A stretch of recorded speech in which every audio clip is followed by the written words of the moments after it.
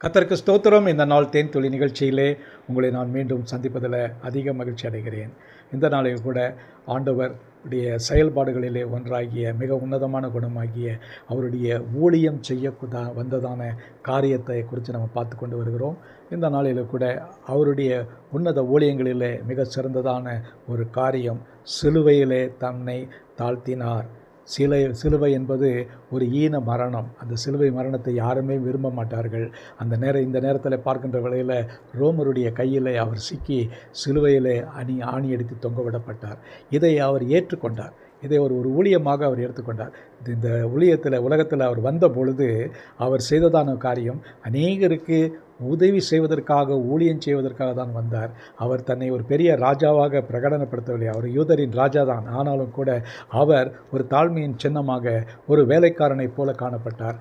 நம்ம நேற்றைய தினத்தில் பார்த்தது போல அநேகருடைய சீஷருடைய கால்களை கழுவினார் என்று பார்க்கிறோம். இந்த நாளிலே பிலிப்பியர் 2ஆம் அதிகாரத்தில் பார்க்கின்ற வேளையில் அவர் செய்ததான ஒரு முக்கியமான ஒரு காரியம் என்னவென்று சொன்னால், அவருடைய சிந்தை காணப்படுகிறது. 2:5 பார்க்கும் பொழுது கிறிஸ்து இயேசுவில் இருந்த சிந்தை, அந்த இயேசு கிறிஸ்துவில் இருந்த சிந்தை என்னன்னு சொன்னால் ஒரு ஊழியக்காரனுடைய சிந்தை, ஒரு பெரிய எஜமானுடைய சிந்தை அல்ல, ஒரு பெரிய மேட்டிமையான காரியங்களை செய்து முடிக்க வந்தவர் அல்ல. அவர் ஊழியத்தை நிறைவேற்ற வந்தவராக இருக்கிறார். அந்த வேளையில் பார்க்கின்ற வேளையில் அவர் தேவனுக்கு சமமான ரூபமாயிருந்தும் தேவனுக்கு சமமாயிருப்பதை கொள்ளையாடின பொருளாக எண்ணாமல் தம்மை தாமே வெறுமையாக்கி அடிமையின் ரூபம் எடுத்து மனுஷ சாயலானார். தொடர்ந்து பார்க்கின்ற வேளையில் அவர் மனுஷ ரூபமாய் காணப்பட்டு மரண பரியந்தம், அதாவது சிலுவையின் மரண பரியந்தம் கீழ்ப்படிந்தவராக தம்மை தாமே தாழ்த்தினார் என்று பார்க்கிறோம். அந்த இடத்துல அவர் ஒரு அடிமையை போல, அடிமை என்று சொன்னால் அவன் ஒரு வேலைக்காரன் தான். அவனுக்கு எந்த விதமான உரிமை கிடையாது.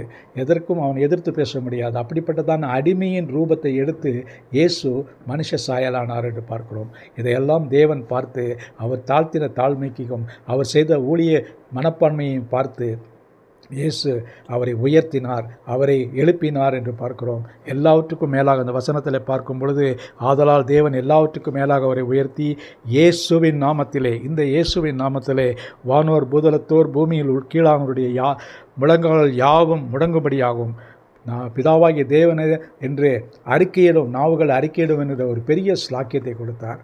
இவை எல்லாம் என்ன? அவர் ஒரு உன்னத தேவனாய் இருந்தாரா? தேவனுடைய குமாரனாய் இருந்தாரா? இல்லை. அவர் அடிமையின் ரூபம், ஒரு வேலைக்காரனுடைய ரூபத்தை, பணியாளருடைய ரூபத்தை எடுத்து அவர் சிலுவை மறியந்தும் தம்மை தாமே தாழ்த்தினார். இன்றைக்கி நமக்கு அந்த தாழ்மை இருக்கிறதா? நமக்கு மனதில் எவ்வளவு பெருமை இருக்கிறது, எவ்வளவு ஒரு மேட்டிமையான சிந்தனைகள் இருக்கிறது. இவைகளெல்லாம் நம்ம இந்த லெந்து காலத்தில் ஆராய்ந்து பார்த்து எடுத்து போட வேண்டும். போட்டால்தான் நம் உண்மையான விசுவாசிகள், கிறிஸ்தவர்கள் என்று அழைக்கப்பட முடியும். இல்லாவிட்டால் தேவன் நம்மை மேல் பிரியப்பட மாட்டார். ஒருவேளை நம்ம கிறிஸ்தவர் என்று அழைத்து கொள்ளப்பட்டிருக்கலாம், ஆனால் எல்லாவற்றையும் அனுசரிக்கிறேன், லெந்து காலத்தில் நான் உண்மையாக இருக்கிறேன் என்றெல்லாம் சொல்லலாம். ஆனால் இப்படிப்பட்டதான அடிமையின் ரூபம் எடுக்கக்கூடியதான சுவாபம் நமக்கு இருக்கும் என்று சொன்னால் நிச்சயமாக கர்த்தர் நம்மை ஆசீர்வதிப்பார், நம்மை மேன்மைப்படுத்துவார். அவர் ஒருவர் தான் நம்மை மேம்படுத்த வல்லவர். இந்த நாளிலே இந்த சிந்தனையோடு இந்த நாளை நாம் முடிப்போம். நல்ல ஆண்டவரே, நன்றியோடு துதிக்கிறோம், ஸ்தோத்திரிக்கிறோம். ஆண்டவரே, இந்த அடிமையின் ஒரு வேலைக்காரனுடைய ரூபத்தை எடுத்து அவர் ஆண்டவரே உயர்த்தப்பட்டார் என்பதை பார்க்கிறோம். இயேசு உயர்த்தப்பட்டது போல நாங்களும் உயர்த்தப்பட எங்களுக்கு உதவி செய்யுங்க. மீட்பர் இயேசுவின் நாமத்தில் ஜெபிக்கிறேன் நல்ல பிதாவே, ஆமேன், ஆமேன். கர்த்தர் உங்களை ஆசீர்வதிப்பாராக. இந்த நாள் உங்களுக்கு ஒரு ஆசீர்வாதமான ஒரு நாளாக அமையட்டும்.